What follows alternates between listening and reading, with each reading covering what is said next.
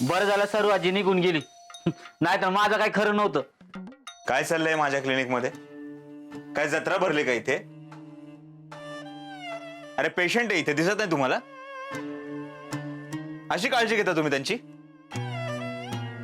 हाय की काळजी डॉक्टर, म्हणून तर करणं डबा घेऊन आलतो इथं. झालं ना तुमचं? या आता. काय ग डिंपल, तुला मी पेशंटची काळजी घ्यायला सांगितली होती ना? अशी काळजी घेतात? मी घेतो त्यांची काळजी. या आता तुम्ही इथे. होय डॉक्टर. हो का, चाललोच. ए नाम्या, नामदेवराव, चला. चला.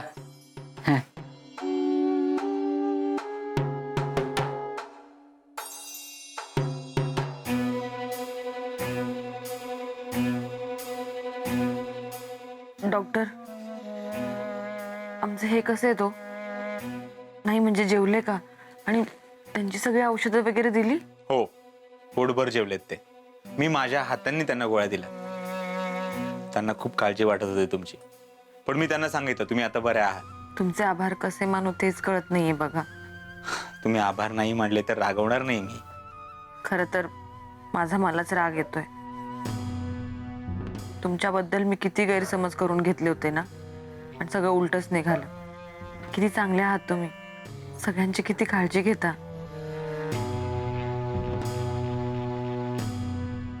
यात तुमची काही सुद्धा चूक नाहीये. मी आधी खरंच वेगळा होतो, आता वेगळा आहे. आधी गोळ्या औषधं देऊन पेशंटचा इलाज करायचो. आता त्यांची दुःखही समजून घेतोय. माझ्या परिणती कमी करण्याचा प्रयत्न देखील करतोय. तुम्हाला खरं सांगू का, माझ्यात हा बदल फक्त तुमच्यामुळे झालाय, आणि माझा मलाच हा बदल आवडायला लागलाय.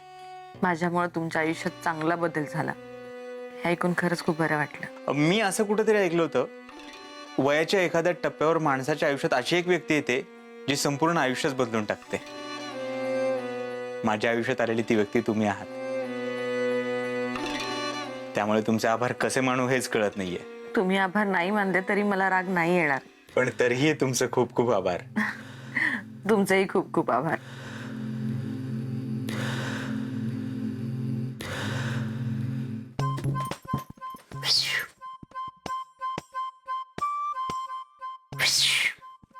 डिंपल, दिदे, ए दिदे, अगं ये की लवकर बाहेर. काय मेकअप करतेस होय ग? दिदे, गप माकडा. काय ग मम्मी? ही बघ मंजू दीदीसाठी जेवण बनवलंय, तिला डबा नेऊन दे.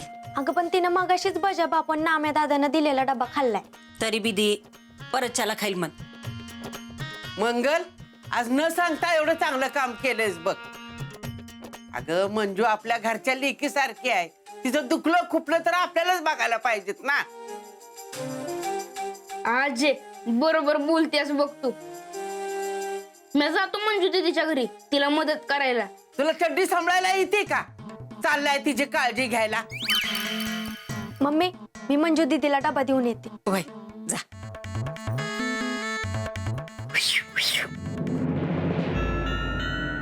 या गोळ्या वेळेवर घ्या आणि तब्येतीकडे अजिबात दुर्लक्ष करू नका. नाही करणार दुर्लक्ष. येऊ मी? हो, तुम्ही जाऊ शकता, पण एक अटीवर. मी येतो तुम्हाला सोडायला. नाही नाही, जाईन ना मी. माझ्यामुळे आधीच तुम्हाला खूप त्रास झालाय, अजून त्रास नाही द्यायचा.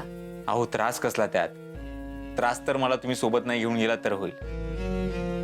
नाही म्हणजे माझा पेशंट इथून बाहेर गेला आणि रस्त्यात त्याला काही झालं तर पेशंटला एकटं पाठवलं म्हणून माझ्या मनात खंत राहायला नको म्हणून म्हणतोय मी. नाही डॉक्टर, आता मी पूर्णपणे बरी झाली, आणि आधीच तुम्ही माझ्यासाठी खूप काही केलंय. उगाच तुम्हाला त्रास कशाला. परत एकदा तुमचे आभार. बासा बास बास. नाही म्हणजे आपण दिवसभर फक्त आभार आभार खेळतोय की काय असं वाटायला लागलंय मला. त्यामुळे हे आभाराची भाषणं थांबवा. मी येतो तुम्हाला सोडायला. चला. एक मिनिट. काय झालं डॉक्टर?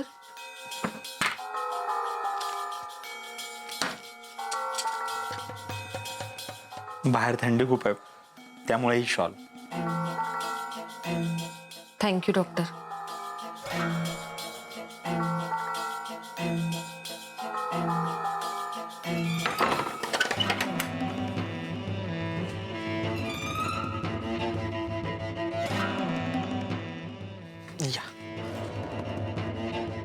मंजू दीदी थांब. मम्मीने ह्यो डबा दिलाय तुझ्यासाठी. अगं याची काय गरज होती? तुला माहिती ना मी मगाशी जेवले. राहू दे, कधी बी भूक लागती. आणि घरी गेलं की काम करत बसू नको, आराम कर, नाही तर दगदग होती तुझी. काळजी घे. चल, इकडे आत येऊ मी.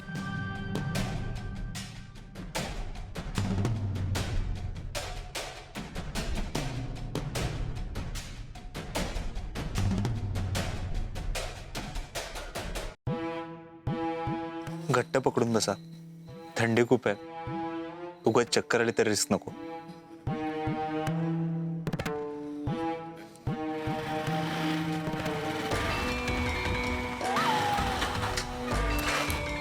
मंजू, संजू तू इथे? तुझ्या घरी पोलीस आले आहेत, तुझी चौकशी कराय. काय? आता अमरची चौकशी करतायत. हो, चल लवकर. डॉक्टर मी आले हा.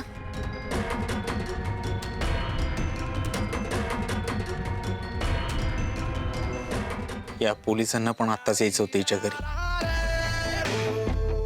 पण असं काय सापडलं असेल की इतक्या रात्रीच्या चौकशीसाठी हिच्या घरी आले?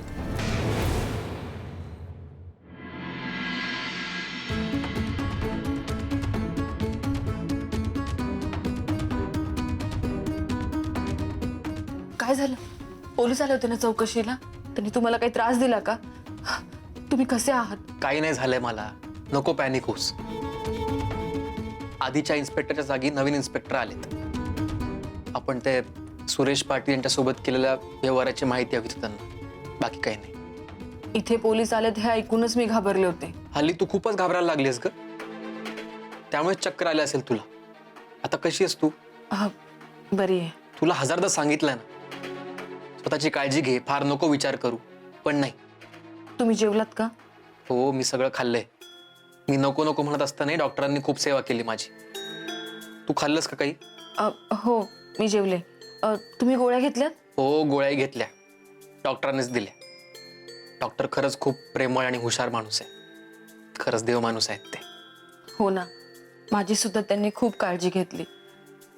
अगदी घरापर्यंत सोडायला आले. पण पण संजू आला. त्यानेच तर मला सांगितलं की आपल्या घरी पोलीस आले तुमची चौकशी करायला. खूप घाबरले मी आणि घाई संजू बरोबरच आले. काही हरकत नाही, नंतर कधीतरी बोलू त्यांना चहाला.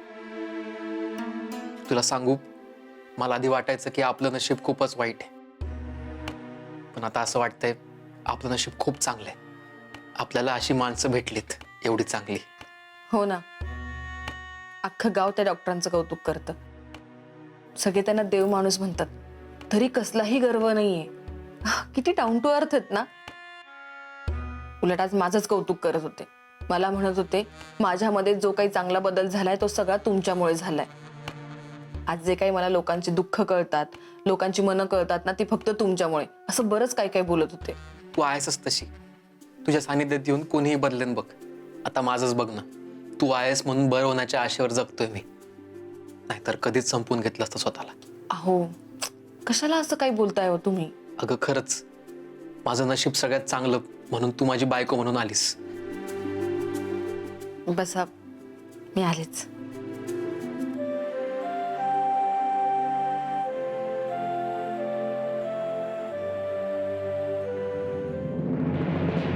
डॉक्टर तुम्ही आलात पण?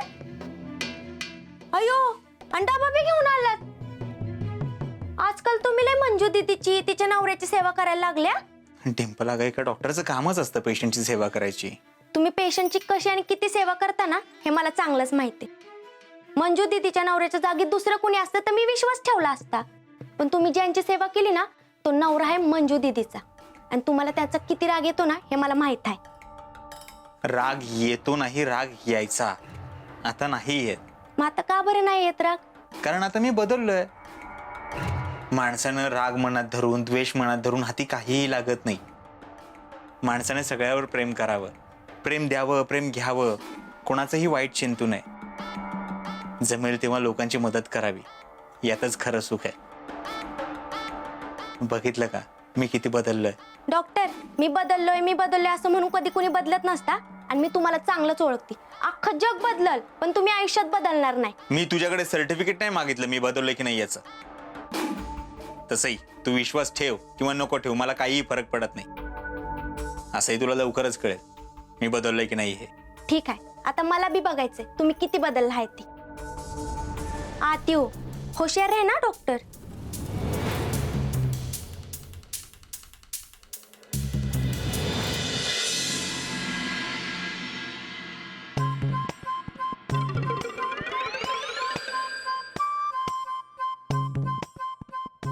आता मी आंघोळ केल्यावानी दिसतोय.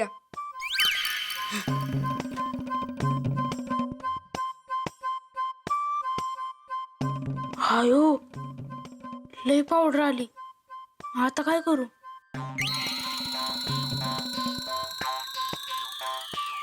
आजी थांब. आजी मी तुझी माया करू का ग?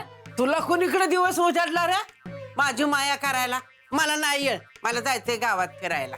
अगं करू दे की ग वाईच माया. लय नाही वाईचच करतो, करू दे. तुझा नक्की काहीतरी डाव असला पाहिजे.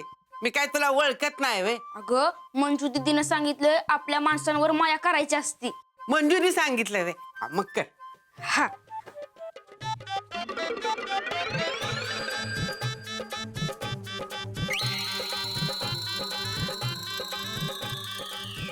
आल्यावर ना तुझ्यावर लिंबूच उतरून टाकते. तू कसं काय एवढा सुधारलायस रा?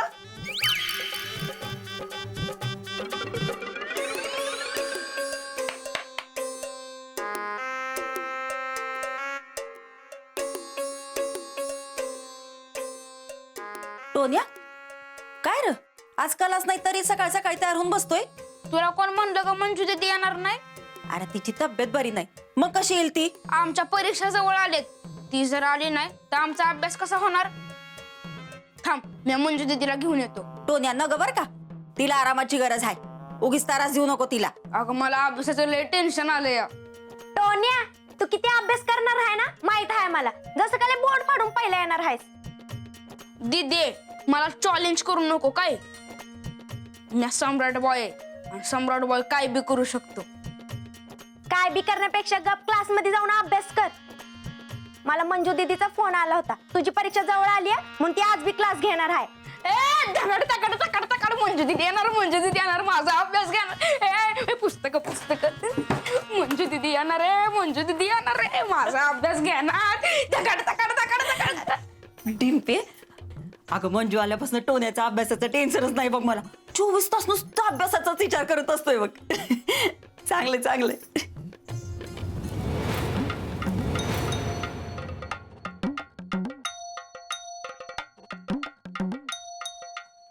नाम्या ए गाताळा, अरे काय सायकलला छत्री कशाला बांधलीस? ए बधीर, अरे काय पावसाळा आहे आता? अरे पावसाळ्यासाठी नाही बांधली, मग? ऊन लागते म्हणून बांधली. आणि असा बी पाऊस कवा बी पडतो. नामदेवराव, आज सकाळ सकाळीच 5ची वाजली काय? ए अरे तुला सांगितलं ना दिवसा पित नाही मी. मग काय आटा बिटा सरला काय तुझा? हा, तुला ऊन लागते म्हणून छत्री तुझ्या डोक्यावर बांधकी. हे तर मागा कशाला बांधली? तू आहे ना, तू दोस्त नाही माझा. तू माझा दोस्त असताना तर माझ्या मनातला आपोआप ओळखला असतो. तुझ्या मनातलं ओळखू? अरे इथं बायकोच्या मनातलं ओळखता येणार नाही म्हणून ती डोकं खाते माझं आणि त्यात तुझी भर. गप गुमान सांग कशाला बांधलंय ती? ते मंजूला ऊन लागू नये म्हणून बांधली ती. ती आजारी आहे ना. आणि असं बी मला ऊन असलं काय आणि नसलं काय काय फरक पडतो? हा, तसं बी उन्हाचं काळ व्हायचं तुला काही टेन्शन नाही.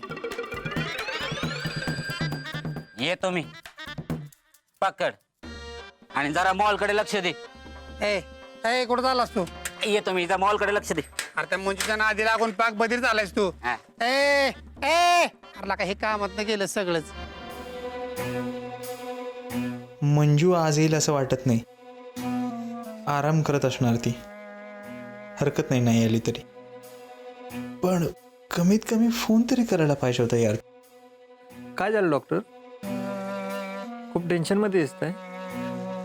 घाबरण्यासारखं काही झालंय का मला? नाही, फार काही सिरियस नाही. या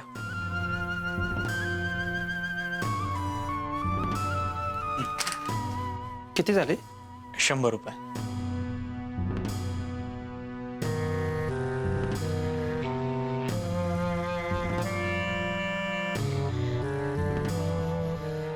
मंजुळा खरंच खूप आजारी आहे. तिची तब्येतीची चौकशी करायला तिच्या घरी गेलं पाहिजे. नाही नको, फोन केला तर. हा,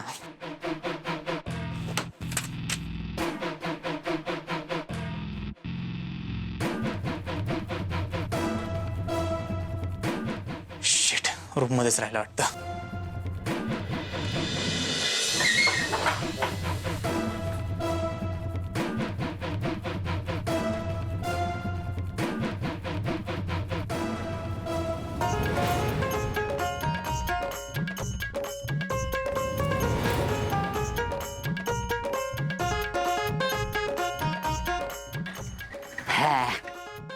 नामू हा. काही म्हणा, त्या महागड्या 4 व्हीलर किंवा 2 व्हीलर पेक्षा सायकलवर बसण्याची गंमतच वेगळी आहे ना.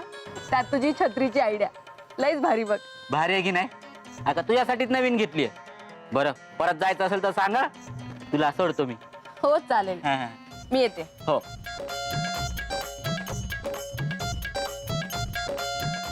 अहो, काय चाललंय तुमचं? आजारी आहात ना, तरी क्लास द्यायची काय गरज होती? अहो, मुलांच्या परीक्षा जवळ आल्यात, क्लास न घेऊन कसं चालेल? त्यांचं नुकसान झालं असतं ना, म्हणून आले. अहो, मुले कुठे एमपीएससी ची परीक्षा देत आहेत, कुठे इंजिनिअरिंगची परीक्षा देत आहेत. काय नुकसान झालं असं त्यांचं? तसं नाही हो डॉक्टर, मुलांना माझी सवय झाली. माझ्याशिवाय ते अभ्यास करत नाहीत. मी असेल ना तर 1-2 तास एकाच जागेवर बसून अभ्यास तरी करतील. अहो, एक दिवस त्यांचा क्लास बुडाला असता, असं काय करिअर धोक्यात आलं असं त्यांचं? बरं, तुम्ही या गावात नव्हता त्यामुळे ते अभ्यास करत होतेच की. मी नव्हते तेव्हाची गोष्ट वेगळी होती. आता मी आहे ना म्हटल्यावरती मुलं माझी जबाबदारी आहे. आणि तुम्ही माझी जबाबदारी आहात. तुम्ही डॉक्टरांचं का ऐकत नाही? मग अशी चक्कर येते. हो, बरोबर आहे डॉक्टरांचं. हा, अन माझ्या पण ध्यानात नाही आलं. चल, तुला मी परत सोडतो. परत चक्कर बिक्कर आली तर कोण बघणार आहे तुला? काळजी करायची काही गरज नाही, कारण मला माहितीये तुम्ही सगळे आहात माझी काळजी करायला.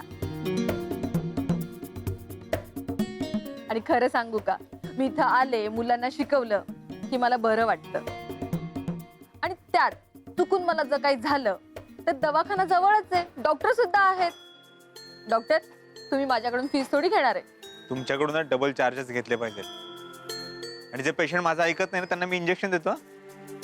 चालेल, मी इंजेक्शन घ्यायला तयार आहे. मग तर झालं. तुम्ही ऐकणार नाहीच तर.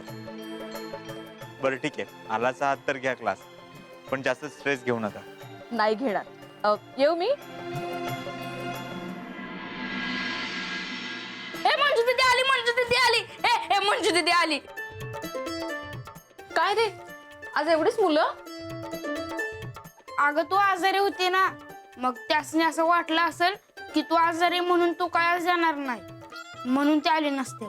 बर ठीक आहे. मंजू दीदी, तू आहे का नाही आम्हाला आज खुर्चीवर बसून अभ्यास शिकव. एक काम कर, तू आम्हाला शिकवूच नको, नुसता अभ्यास दे. आम्ही अभ्यास करतो म्हणजे तुला काही त्रास बी होणार नाही. आताच सांगतोय मी सगळ्यासनी, अजाबात मंजू दीदीला त्रास द्यायचा नाही. देणार का त्रास? बघ, आज तुला कोण बी त्रास द्यायचा नाही.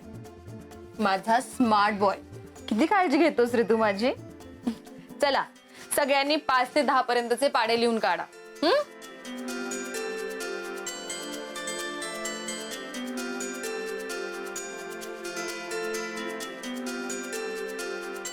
मंजू कोण आहे का? मंजू, काय झालं? मीच मंजू. तूच मंजू? माझ्या नवऱ्या खाल्लंस तू, जीव घेतलास त्याचा. हडळेस तू, हडळ. काय झालं? असं का बोलताय तुम्ही? तुम्ही कोणाबद्दल बोलताय? लय साळसूतपणाचं आव्हानू नकोस. तुला माहितीये मी कुणाबद्दल बोलते ते. तुमच्या नवऱ्याशी माझा काय संबंध? कोण तुमचा नवरा? कोण तुम्ही? तुझी जमीन जो विकत घेणार होते का नाही, त्याची बायकोय मी. आता आला काय संबंध लक्षात? आमच्या घरादाराचं वाटोळ केलंस तू. तुला बी सुख नाही लागणार. तुझ्या बी घरादाराचं वाटोळ होईल. अहो, असं का बोलताय तुम्ही? काय चुकलं माझं? काय एवढे वाईट आशीर्वाद देताय मला? या पोराकडे बघ, अजून विचारतोय बाप कधी येणार आहे ते. काय सांगू याला? तुला माहिती होतं तुझी जागा अपशकुनी आहे, पण तू तुझ्या स्वार्थापायी माझं कुकू पुसलंस, माझ्या पोराला पोरकं केलंस.